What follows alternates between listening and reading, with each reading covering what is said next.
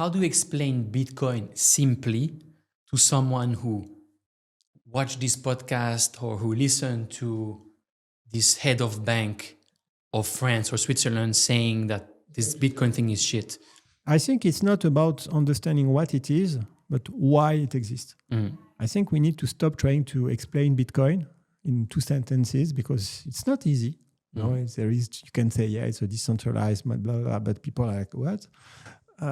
What is important? And now, in fact, when all the journalists ask me the same question, I say, okay, yeah, but in fact, the real question is why Bitcoin exists and why, and what is the problem it solves, you know? And we already talked about it, but I think this is the start. And then the question is, how does Bitcoin solve this problem? You know, what are the characteristics of Bitcoin which allows it to solve this problem in the right way? You know, and then you talk about decentralization, about how it can work without third parties, how the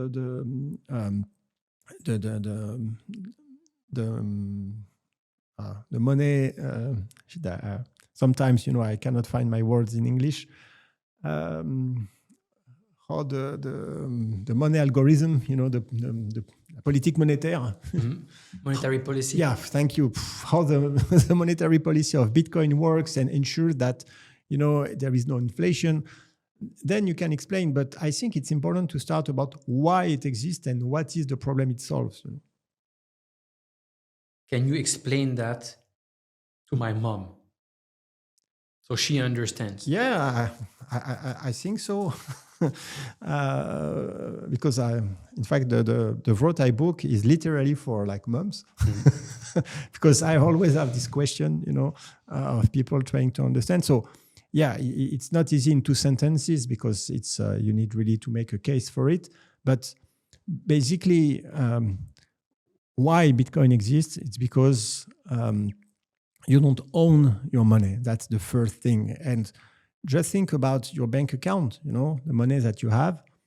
In fact, you don't have anything. If your bank tells you you cannot access to it, then it doesn't work. You know, if you are a Russian citizen, Putin invades Crimea, you have done nothing, but then a switch happens and you do not have access to the banking system and you have nothing.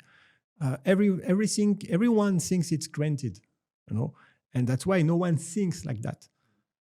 But in a world where the situation is going for the worse, you know, you can think about situation where when you need your money because you need to escape the country, then no, it's closed. Sorry, there is capital control. You have like life insurance. Try to get your money from your life insurance. You know, it's like, why do you need it? Take months. No, it's not like that. So you need to have something that you own. And the best example is gold. You know, you can own gold. You know, you can have like gold coins, small gold bars, everything. But gold has a problem. It's not easy to transport. It's not easy to exchange. It's heavy. And also, are you sure it's gold? You know, because, well, you know, you can have like half gold, half something else. So it's a real question. So Bitcoin creates a solution for that, you know. And after how it works, we don't care. You know, when you go to the ATM, you put your card in, you take $100. Who cares how it works? You know, you just take it for granted. But then Bitcoin, you have to accept the same for Bitcoin. It's just a monetary system that exists in a different layer that gives you access to money that you really own.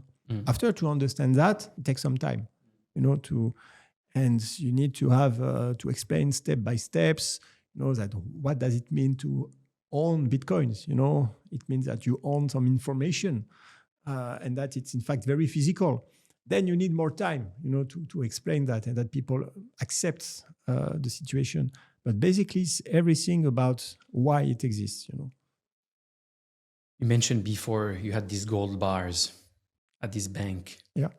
But it was not your safe deposit. Yeah. And therefore, you pretty much, I mean, you didn't have access to these gold bars anymore. Yeah, it was, I think, mined by law. because there are laws. But the reality is that I couldn't access it physically. So there is a real difference between something you think you own and something you really own. And that's the difference between people using a crypto exchange, like a Coinbase or Binance, and what we call a cold wallet. Having a cold wallet or owning your own keys, not your keys, not your coins, it's something that maybe some people have already heard. Then it depends of where, do you put the line. Already, if you own Bitcoins, and you have them on exchange, then at least it's much better because you have something that doesn't depend of the euro.